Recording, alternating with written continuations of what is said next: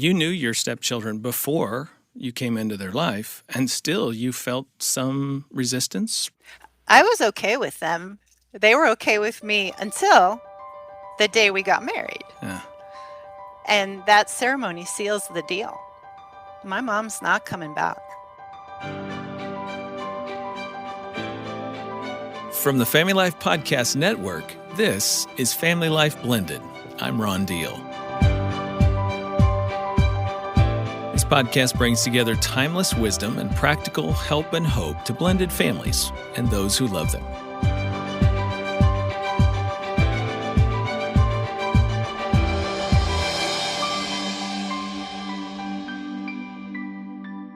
Before we jump into my conversation today with Brian and Diane Fromme, I wanted to invite you to the Summit on Stepfamily Ministry. It's coming up real soon, October 24 through 25, 2019 in Chesapeake, Virginia. I'll tell you more about this opportunity at the end of the podcast, but you can always just go to familylife.com/blended for more information.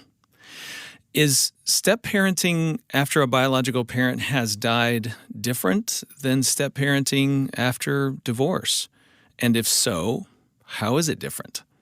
That's going to be the subject of our conversation today. My guests are Brian and Diane Fromme. They've been married for 25 years, a second marriage for both of them. Diane was previously married, no children, and divorced. Brian had 2 children, lost his first wife to cancer. Diane, a grief author and workshop leader, birthed this book, Step Parenting the Grieving Child, when she started looking around for resources to try to help her make sense of her world as a step-parent with kids whose biological mother had died. She couldn't really find anything. And so she and Brian put their heads together and began studying and researching and have shared out of their experience. And now, after 25 years, they can honestly share what has worked and what did not work for them along the way. Diane has spoken about the joys and challenges of raising grieving children at our summit on stepfamily ministry. And by the way, I'm sure she will again. I hope to have her there in the future. She's also spoken at the National Alliance for Grieving Children Symposium and the National Association for Relationship and Marriage Education. Brian and Diane live in Fort Collins, Colorado. In her book, Step Parenting the Grieving Child, Diane says that step-parents need to know that early on, their stepchildren will far and away be more drawn to other biological kin, to extended family member, more than they will be drawn to the step-parent. I eventually asked Diane how that realization impacted her personally. But first, before we get to that, I asked Brian and Diane to set the stage for us, to tell us about their family.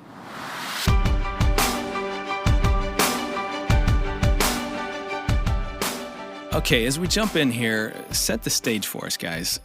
Diane, you actually knew Brian and his kids before his wife, their mother, died. Is that right? That is correct. Yeah. So tell me a little bit about that process of knowing them and then hearing about his wife and cancer, and what was that from your point of view? Brian and I worked together at Hewlett-Packard, and I always thought he was a very kind person and was getting to know him. I was actually a PR manager for a product that he was responsible for and had actually invented. And one day, Brian disappeared from work. And I thought, oh, that's strange. Where is he? And that was the beginning of the significant discovery and treatments that his late wife was going through. So when he came back, Brian needed a support system. This was huge. He was struggling with, if she dies, how the heck am I going to go forward? What about the kids? So we started having lunches and just chatting about what that might be like. And it was an interesting time because I would see at company parties and so forth, I would see and got to meet his late wife and the kids. So had some exposure to all of them before things got worse and Kathy passed away. Yeah. So that whole process, it was a very difficult time. I had actually separated from my first husband, and I think the main thing is the person who is supporting the person who's ill often doesn't have that same support system. And Hmm. I think that's what we realized was we both were supporting each other in some of the grief and pain and loss that we were going through. I had also lost my father in the same time frame. So it really was truly a very crazy Hmm. time. Yeah. Now, Brian, so Kathy had cancer. How long was it from the time of the diagnosis until she passed away? Not long at all. She was very young. Hmm. She had metastatic breast cancer, and that from it was 18 months from diagnosis, being found and diagnosis, to when she passed away. Hmm. Breast cancer often moves slowly in older women, but it's rare in young women, but it seems to be much more challenging and moves very quickly in young women. Mm-hmm. Diane was saying that it's hard to get support when you're the caregiver. Was that your experience? I think that's true for any kind of grieving situation, whether it's our parents or any loved one. And I'm a very giving person, and as is Diane. And so, you're trying so hard to support someone else, and it's hard to think about supporting yourself. Yeah. I'm a very open person, I'm a very emotive person, and it just really helped to have somebody to talk to say, I'm going through this. It's really difficult. I don't know what to think of it, right? When doctors say she's going to live 3 more months, it's like, wow, I got to get ready to take care of my children. Right, right. And I mean, go inside that for a minute, because eventually that notion became reality.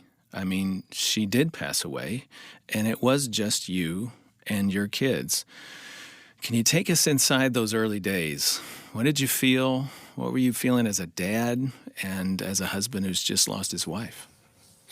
Yeah, that's an astute thing to ask about. It's a mix of course, your own grief, sadness for the children, because as an adult, we can process our situation in a different way than they were 6 and 4. And how does a 6-year-old or a 4-year-old understand their mother leaving?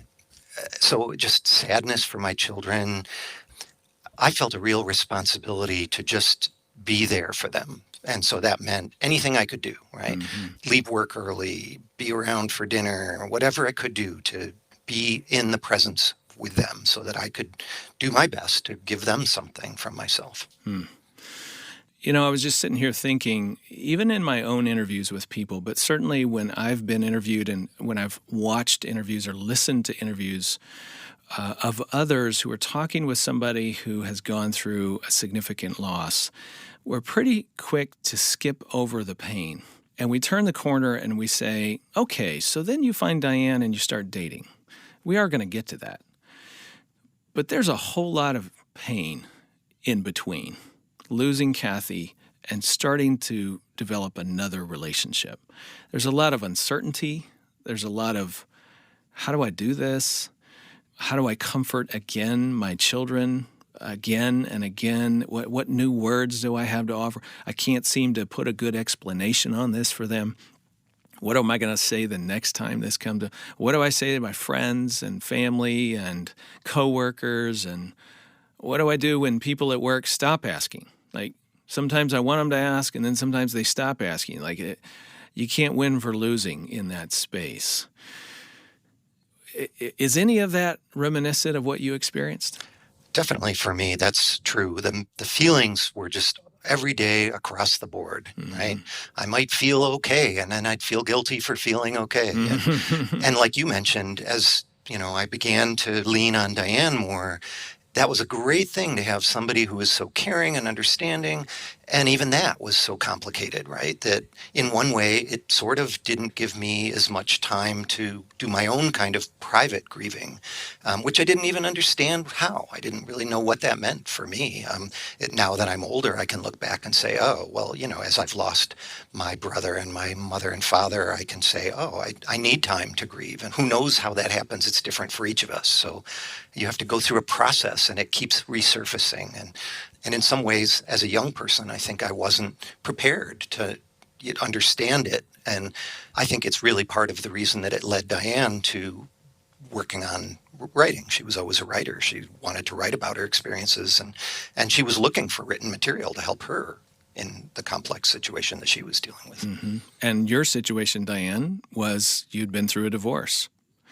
And then you start this relationship with Brian. It started benign. Can I say it that way? Yeah. It was a very neutral relationship, platonic. Sure. A working relationship. Yeah. Working relationship. And then it was just kind of grieving together and offering a little support to one another as coworkers.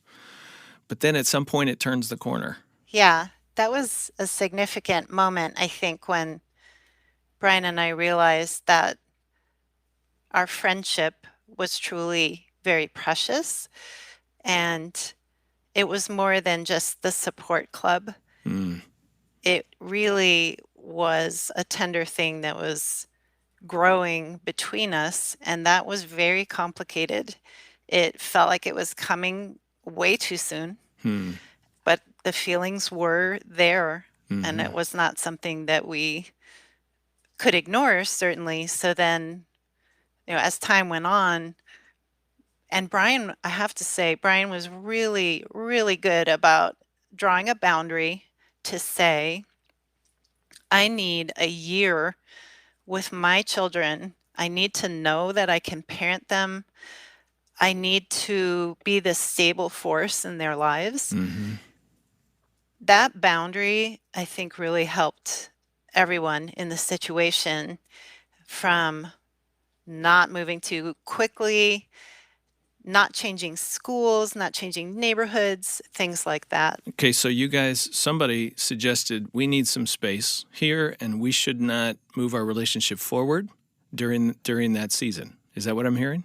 Yes, that's right. Yeah. And looking back on that, I'd love to hear from both of you. Was that a wise thing to do? Would you encourage others to do something similar? Yeah, I'll go first.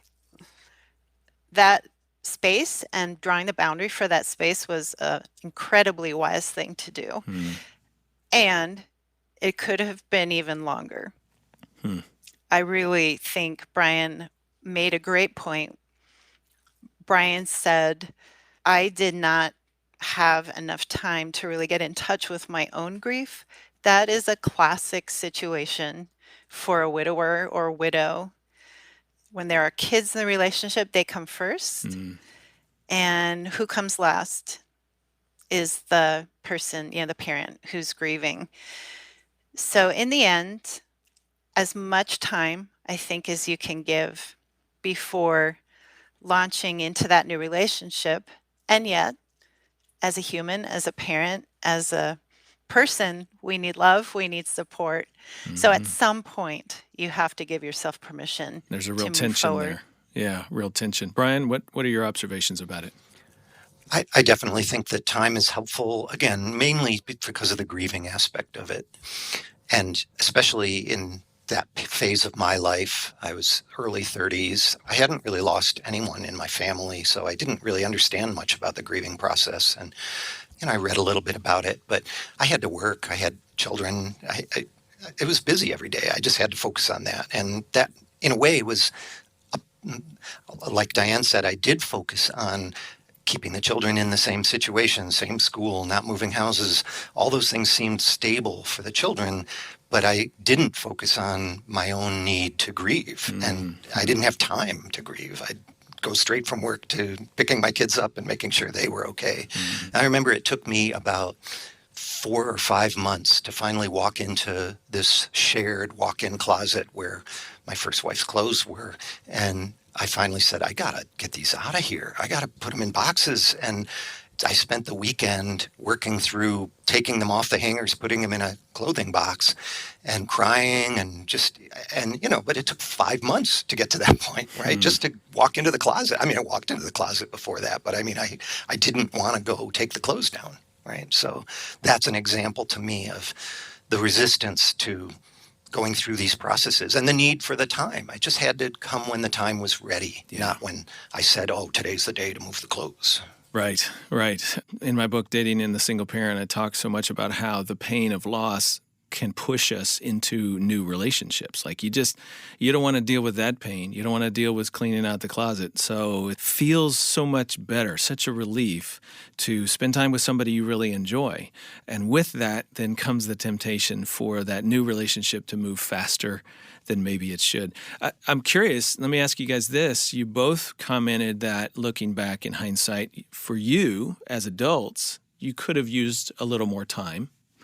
What about for the kids? Do you think it would have been helpful for them if there had been a little more time before you started moving your relationship forward? Yes. In short, I think the answer is yes. It's so hard to get a child to say what they really need or want. And same thing that you just described, Ron. They sort of want some new figure and interesting dynamic in their life. And yet it's very complicated, right? Especially if you begin to, this person is sort of dating my father. And so what does that make her to me? And so, yeah, I think it is complicated. I think the real puzzle is, well, when is the right time? Right. Again, there's no way to really get a child to say, the right time is next year. Mm-hmm. Yeah. In fact, the youngest of our two children would have said maybe never, right, for a while. And that's just a grief of his own, right? I don't want anyone to replace my mom. Mm-hmm. I was going to say there's no prescribed time. If the textbook answer would be wait at least a year before you repartner Mm-hmm.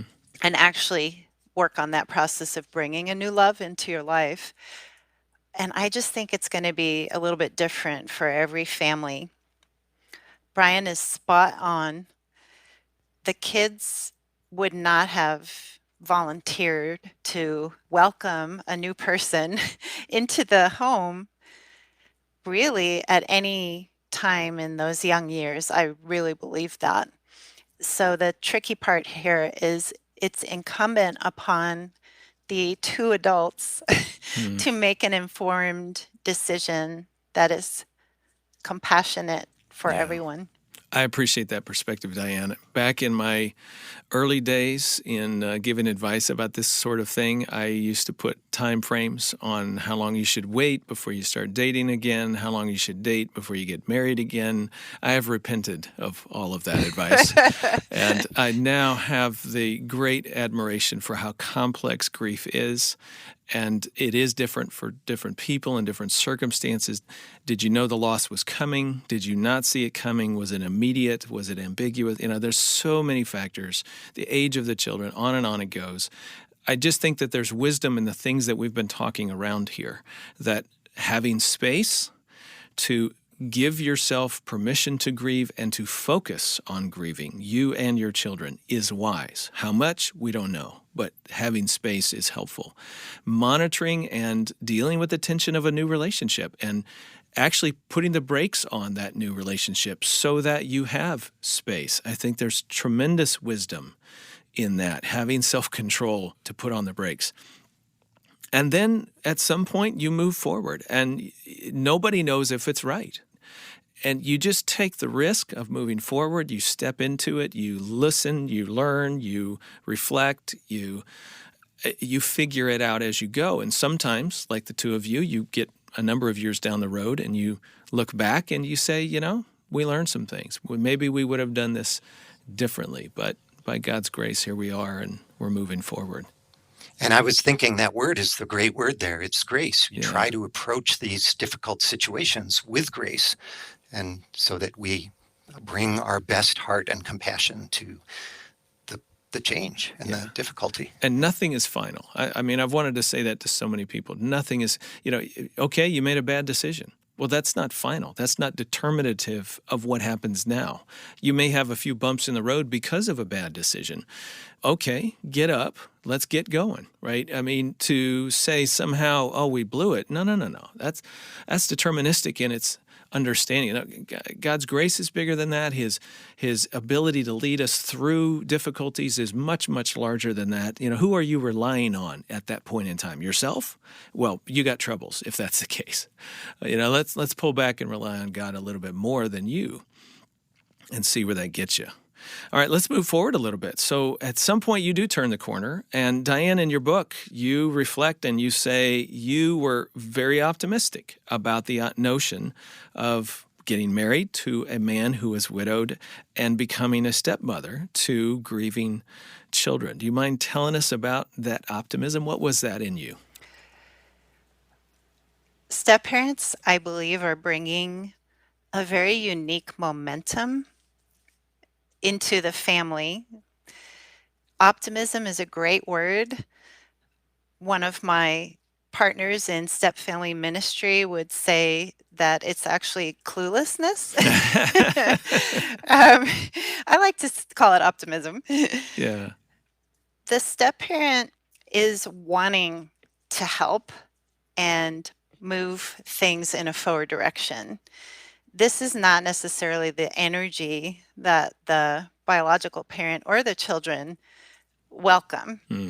And I think that's just a point to consider as anyone is preparing for this role in joining a grieving family.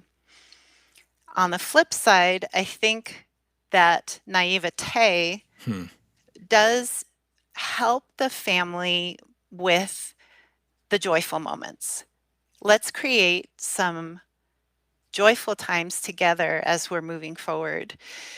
And it can be something very little, like we love summer here in Colorado. It's just a gorgeous, gorgeous time. So something fun, like taking the kids to the pool. We always found that water was a common denominator for both of our kids. And when you're having fun in the water and snacking and laying in the sun, life seems pretty good. Right, right. So I think there's a balance of bringing that naivete perspective in, and yet I do wish that I had educated myself more about grief and prepared more to be in this role. That's a good word. What about you, Brian? I'm curious. She was optimistic. How would you describe yourself? I'm actually also an optimist, so I felt optimistic too. I think the energy that Diane brought to the family was very positive, and I felt that. And it was clear that she was doing everything she could to help, and yet that's the conflict almost an ironic aspect of the situation, is that sometimes everything is too much.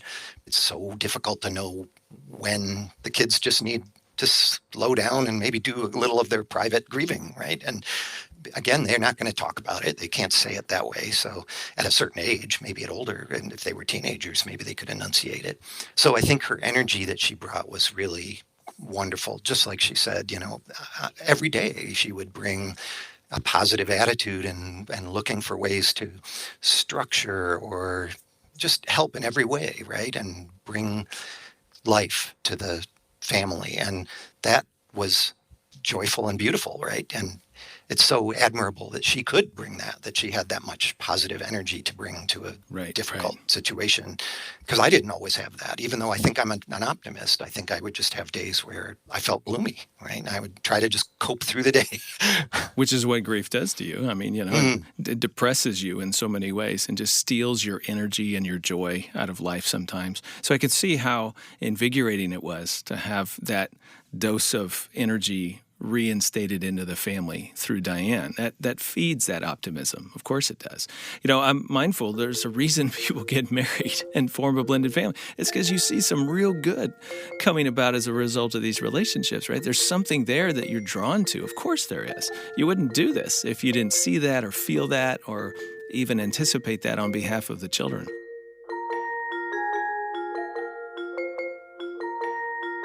I want to just clarify for our listener, Diane, you didn't have any children when you married Brian. You guys have had one since that time. So Diane was coming in as a childless stepmom into this scenario, parenting these grieving children. Now, here's an interesting dynamic. Sometimes getting around the other side of this offers an interesting perspective. Diane, you were raised in a family where your mom was parenting grieving children. She married a man who had been widowed, and she was their stepmother, and then she went on and had you. And so you grew up with a mom who had done what you are now getting ready to do And at one point, she advised you not to do this. What do you think she was trying to tell you? My mom came into a blended family when the girls were teens, and that really affected her viewpoint of how incredibly difficult it is to become a stepmom with girls that had completely established routines and rhythms and now launching into independence. One was headed off to college.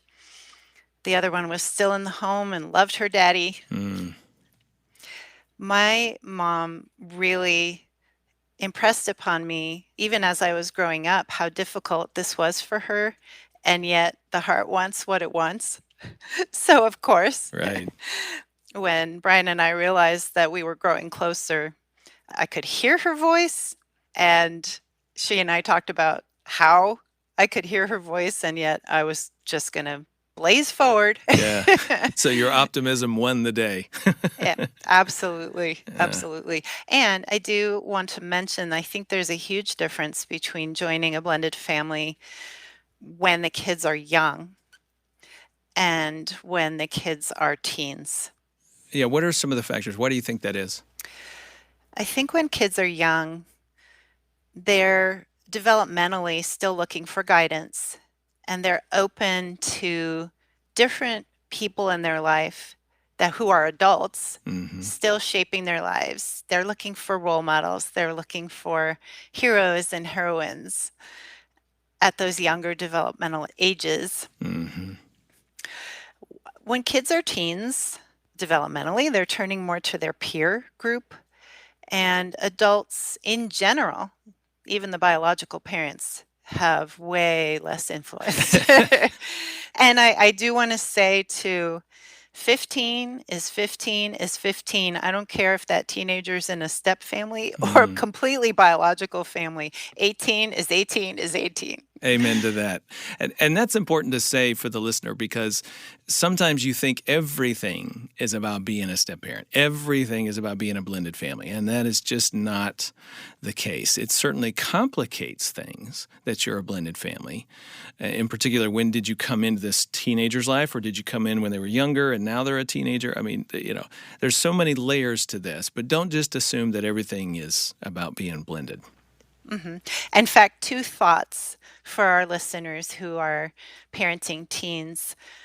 One is just what you said, reach out to other biological parents with your frustrations. That can be the best barometer for step parenting and parenting teens ever. Don't just talk to other step parents. If you're sitting at lunch with your best friend and she's not a step parent and you lay out your frustrations, she goes, "Oh, yeah, honey, I got the same thing going on." It gives you a little perspective about what's happening with the kids.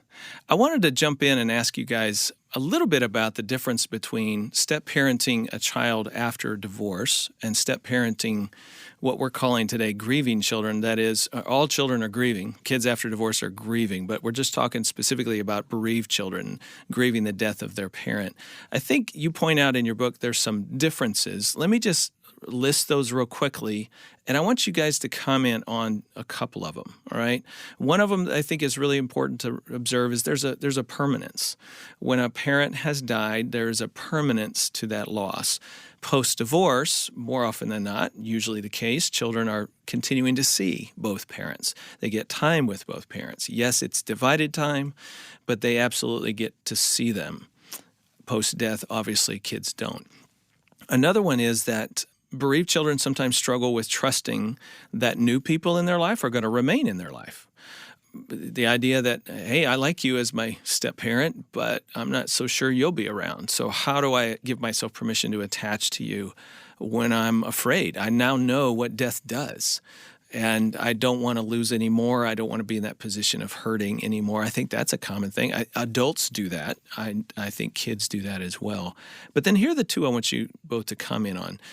Diane, you talk about the difference between realism and idealism. You say children of divorce see both their parents' strengths and their weaknesses because you're living with dad and mom, and you get to see them as real people who have weaknesses. But post-death, sometimes children only remember the positives about their parent. They may idealize that parent. And then the second thing is what you call the empty seat. It's there's an empty chair at the dinner table. That is a temptation for the step-parent to come in and go, I'm going to fill this. The kids need, in your case, a mom. Or if you're a stepdad, the kids need a father. I'm going to fill this empty chair. And it kind of ramps up the intensity of the pressure to perform, to make this work, to be embraced and accepted by the kids. Now, I know there's a lot there to unpack, but just what are your reflections on the realism versus idealism and then the empty chair? There's a huge temptation to jump into the gap that's created when a parent is physically absent. In terms of the idealizing of the parent who's gone, this is the tender trap. This is the angel trap. Of course, we want to think of our loved ones who are gone as angels watching over us. But as the kids get older, that can really become a burden on them to feel like they have to live up every moment of their lives to this angel force. Meanwhile, Yeah, in contrast to, here's an imperfect step-parent. right? Yeah. So now they're seeing the person that's in the home every day with their faux pas, and there's no way to compare or compete with that ghost, that angel, that memory, nor should we try. Even on holidays such as, in my case, Mother's Day, there's a huge temptation to think and expect, I'm in that role. I should get that praise and that day and that recognition too.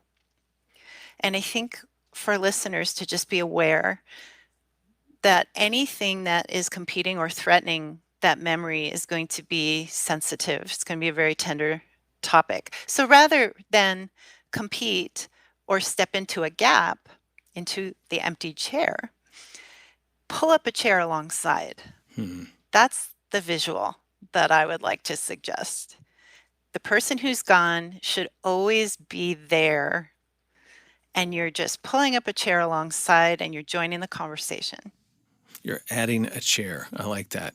Okay, so Brian, let me ask you this. Were there times where you looked at your wife, looked at Diane, and you saw in her eyes the disappointment of not being accepted or embraced by your kids? And how did you deal with seeing that pain in her? That's a great question. Of course I did. And as you are probably beginning to hear in her voice, she's a very empathetic and strong person. And so she really felt like I'm doing everything I can do for these children and to build the family. And I think in the beginning, she was hopeful that, and maybe she mentioned earlier, naive about wanting to maybe fill the role a little. And that's just because we didn't know that what she just said over years of learning to pull up the chair next to the empty chair. And so when the kids would then turn around and either ignore, like on a holiday, or subtle emotional responses to the kind of classic "you're not my mom," and it hurt Diane. And there wasn't anything I could do. I would talk to her about it. I think that's one of the strengths we have in our relationship is that we're able to talk. But there wasn't much I could do. Yeah. That's where you hug and hold and try to support and hear it. Don't necessarily try to fix it, right? Okay, I got to ask you another question, Diane. Again, in your book, Step Parenting the Grieving Child, which I just thought there were so many poignant, insightful points. It's really a good read. I would recommend it to anybody, especially people in ministry who are trying to help other families as well as couples that are dating, where there's been a death of a parent, or if you're already married. I think it's really helpful. You say this: kids have an undeniable pull toward their biological kin, their extended family, over the new step-parent. In other words, Step-parents, you may want to come and fill that empty chair, but you need to understand they have connections to extended family, and those blood connections are very powerful and strong, and their pull is stronger in those directions than towards you as the new person. How in the world did you experience this, and what did you do when you experienced it? One story that I think really captures that pull to the biological family was a time when Brian's late wife's family visited Colorado, coming in from the East Coast. And here I was thinking I'd established a good base with the kids.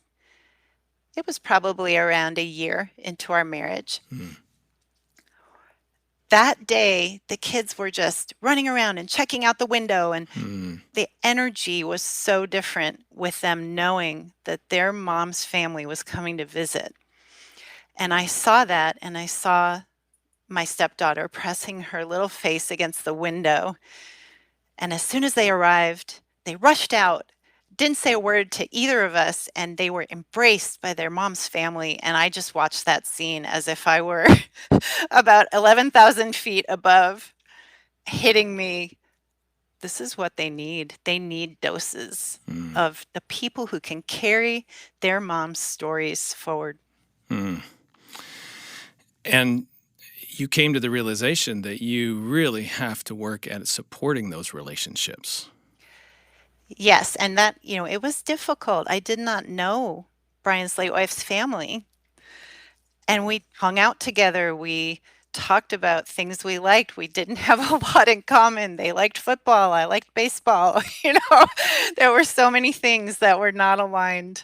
But we all really made an effort to be civil with each other and get to know each other enough so that there was a comfort level in then establishing a tradition where the kids would go every single summer to the East Coast and visit. And that one visit I described was the one summer that didn't happen because we had not established that tradition yet. But after that, you saw the wisdom of it. Absolutely. That was a huge and a beautiful moment. And it was actually one of the pivotal moments that told me the little bell went off. It wasn't a full awakening, but the bell went off to tell me, I may not be the it girl. I think there's some other forces at work here, and I might need to start educating myself. That's a good observation. And you even say that in your book. Step parents are the and, not the instead. You're not a replacement. You're in addition to. It's that imagery you were talking about earlier, I think, pulling up a chair, adding a chair to the family dinner table. It's so easy to sit yourself down in the original chair. And that's going to work against you. And Brian, there had to be, maybe not. Was there any disappointment on your part? Like, did you hope Diane could fill that chair, so to speak, in your children's lives? And then when you realized that wasn't going to happen either, that you had to make some adjustments? Sure. I think I was naive too. I sort of thought to some degree that the children need a mom. And so it was logical in some ways to think that she should take the role. But it took my own, as Diane mentioned, she had to reach out for education. And I think I had to just get the awareness of an education that, that there's two. There's the biological mother and the stepmother, and they're both important for different reasons.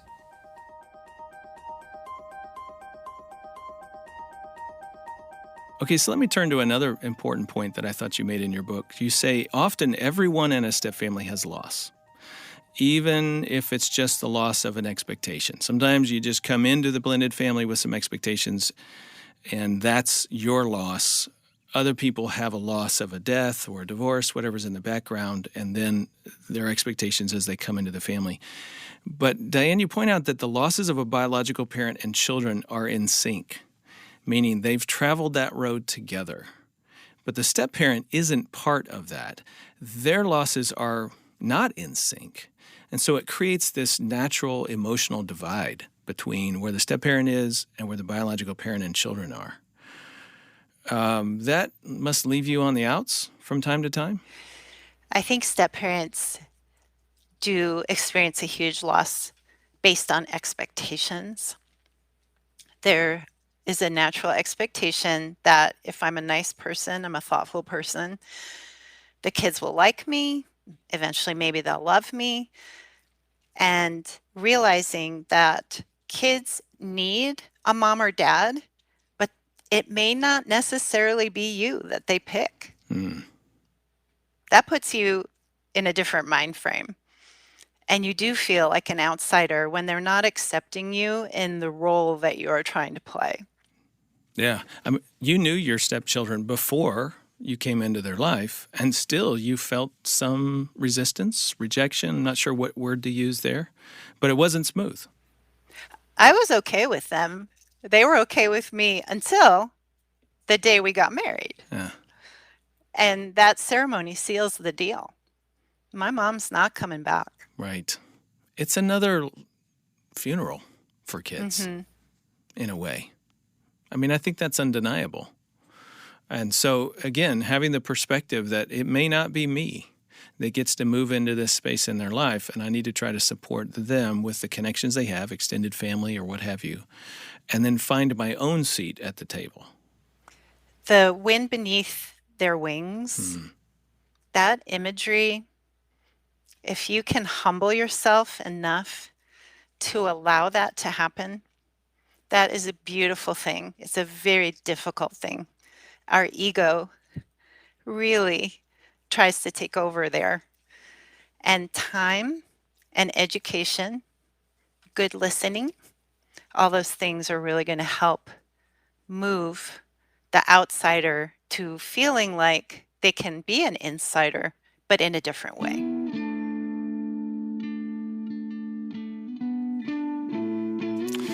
Brian, I teach and research supports the notion that biological parents must be primary in the early years of a blended family. Diane also repeats this in her book. She says, and we like to talk about this notion that biological parents need to be the central hub for their children. They need to be the main disciplinarian. They need to be physically and emotionally present and active.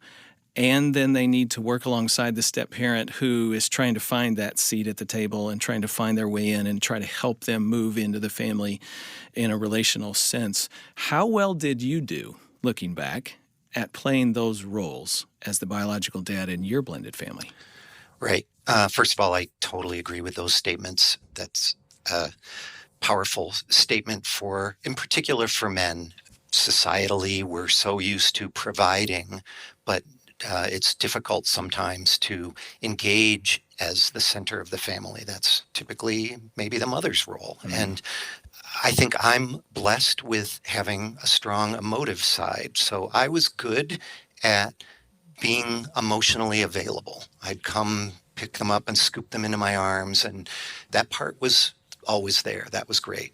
But I wasn't the strong disciplinarian. And that's interesting, and a kind of role reversal to some degree, because many men are good at that, and I wasn't as strong at that.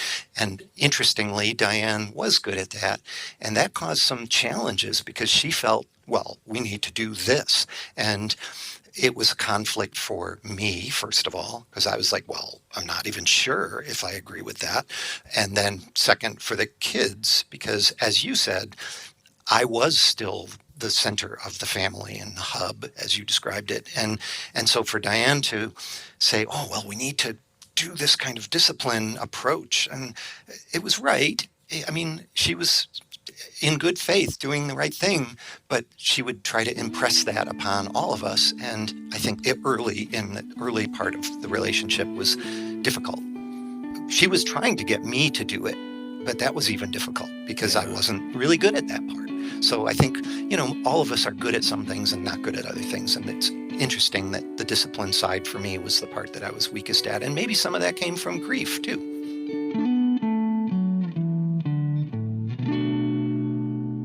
You've been listening to my conversation with Brian and Diane Fromme. I'm Ron Deal, and this is FamilyLife Blended. If you're a biological parent and you can relate to what Brian was just sharing, I want to encourage you to find a way to step up as a parent, as a biological parent, and you've got to fulfill that role. It really creates a fragile situation for the step-parent. If you vacate that role, then step-parents feel the need to step into that place, and their relationships are still wet cement. And so it's a challenging place for them to step into. It's far better for the family, the entire family unit, if you fill your role in the home. That allows the step-parent to continue to build and firm up their relationship with the children. You know, I asked Diane and Brian how things have changed over 25 years for them regarding their parenting, and in just a minute, we're going to hear that final thought from them. But before then, I wanted to just make one other observation. You remember that portion of the conversation where we were talking about what's unique and different about step-parenting after a biological parent has died? They made a number of good observations. I wanted to just add a couple more of my own. You know, when conflict causes divorce, sometimes at the end of the day, after the divorce is over, both children and parents recognize that it's kind of a good thing that mom and dad aren't together anymore. They just couldn't do life, and there was just so much hostility between them. People can come to that conclusion. It doesn't necessarily mean they're happy about it, but they do understand why it happened. But after the death of a parent, the usness, if you will, of mom and dad's marriage is still alive in the children's heart. They still honor that. They cherish that usness. That never came apart just because one parent died. So when that parent marries somebody new and now has a new us, it's difficult sometimes for children to embrace that because they're still seeing their parent attached in an us to somebody else, something that is important to them that they cherish. I think we have to give children space for this. And I want to encourage you as a couple, celebrate your usness, even if your kids are not celebrating it yet. Yet. Notice the word yet. We trust and believe that they can get there, but even if they're not today, it's okay for you to rest in it and enjoy it. Another observation I have about what happens with a biological parent and their children is that they share grief. They go into the foxhole together after that parent dies, especially if it's before the new step-parent has come into the picture. And so that shared grieving creates this strong bond that doesn't end anytime soon after the step-parent arrives. And I think it's easy to be intimidated by this as a step-parent. And here's the way I would suggest you look at it. Yes, you are an outsider to that bond, but you do not have to be threatened by it. Yes, an outsider, but you don't have to be threatened by it. Give them permission to continue to share that grieving, that space that's intimate and sacred to them. So if you try to invade that, then you're stealing their opportunity to grieve, and I think that works against you, not for you. And then one other observation, a big thing that's different is after a parent dies, you have financial concerns and inheritance and possession questions that need to be resolved. There can be a sadness around that, and people just need to know what's happening with those important possessions. So that's a conversation, and often a big conversation, that deserves time and attention, and putting it in writing and then communicating to others. That's, for example, the book that I've co-authored with Greg Pettis and David Edwards, The Smart Step Family Guide to Financial Planning. We try to help you do that and put it in writing so that everybody knows and that those concerns can go away. They don't continue to get in the way of embracing the step-parent. That's really what we're after there. But the point in all of these observations is this. Understanding the dynamics at play in your home can really help you depersonalize the actions that people sometimes take. When a child asks about inheritance, that's not necessarily them saying that they don't want you in the picture. That's just them needing to know what's happening there. When a child and a biological parent look at eeach other with deep empathy and they have one of those, moments where they both know what they're talking about, they've obviously shared this, it's their space, you as a step-parent don't have to feel intimidated by that little look that they share. It's just them grieving together. That has a rightful place in their life. You don't have to be intimidated by that or threatened by that. Rather, bless it, honor it, and give them space to deal with that sadness. That's loving toward them. And I think it makes you approachable and respectable. You'll earn some trust points if that's the posture you can take. So knowing those distinctions helps you respond in a way that actually moves your family forward as a blended family. If you'd like more information about our guests, you can find it in the show notes. Be sure to check it out there or on the Family Life Blended page at familylife.com/podcasts. As always, I want to remind you, we love hearing from you. Your feedback is important to us. Positive reviews, you can rate us right now. We need those little comments. That encourages me. It encourages the team. It helps us to know we're on the right track. We'd appreciate that. That also helps other people find the podcast and learn how they can subscribe. Speaking of subscribing, if you haven't yet, you can do that at Apple Podcasts, Stitcher, or wherever you download your podcast. Just search Family Life Blended with Ron Deal. And don't forget to look in the show notes for additional links and resources and information. And if you like what you hear, do us a favor, post something on your favorite social media app. That helps other people find us and spreads the good news. We are committed here at Family Life to providing excellent resources for you and your family, and we want to make sure that you're aware of the Summit on Step Family Ministry coming up here in October. October 23 is Summit Immerse, a half-day workshop all on step family finances for leaders and guides, mentors, people who work with step families in ministry. And then October 24 and 25 is our Summit on Step Family Ministry, which is an equipping event for lay leaders and pastors and couples who lead small groups. If you're new to Step Family Ministry, we've got stuff for you. If you've been in this game for a few years, we've got stuff for you. Just come, network, see the new resources that are available from Family Life as well as countless others. It's just a place to be encouraged and inspired to go back into the world and share the good news for blended families where you live. We'd love to have you join us October 23 to 25, 2019 in Chesapeake, Virginia. Go to summitonstepfamilies.com for more information. That's summitonstepfamilies.com. Now, before we're done, here's that long-term perspective from Brian and Diane. Brian and I were on vacation recently, and we were taking a nice walk by the Napa River. And we were talking about the old times and the kids and wow, how did we go through that? And Brian said something very powerful. He said, we would have been fine without you. I could have raised my kids without you. I needed you. But we would have been fine if I had raised them with my discipline structure. 25 years later, I could hear that. I could hear that without taking it personally. So if there is a way for step-parents to hear that message sooner, I think step-parents and bio-parents would be able to work out the discipline issue a lot more smoothly.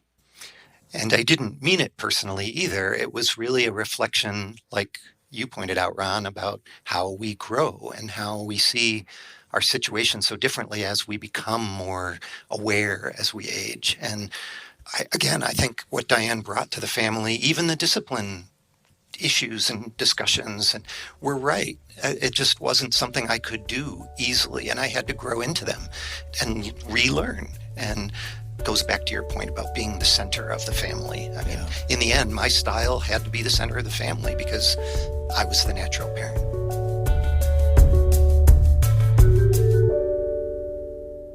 Next time, we'll hear from Dr. John Trent and his daughter Carrie about how you can bless the members of your family, and specifically, what's unique about offering a blessing to children in blended families.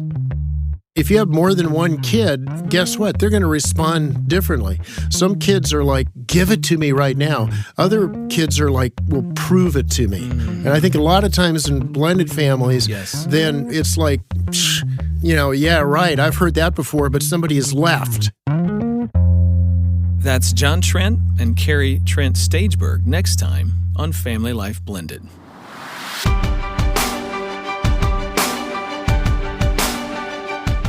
I'm Ron Deal. Thanks for listening, and thanks to our Family Life Legacy partners for making this podcast possible. Our chief audio engineer is Keith Lynch. Bruce Goff, our producer. Our mastering engineer is Justin Adams, and theme music provided by Braden Deal. Family Life Blended is produced by Family Life and is part of the Family Life Podcast Network.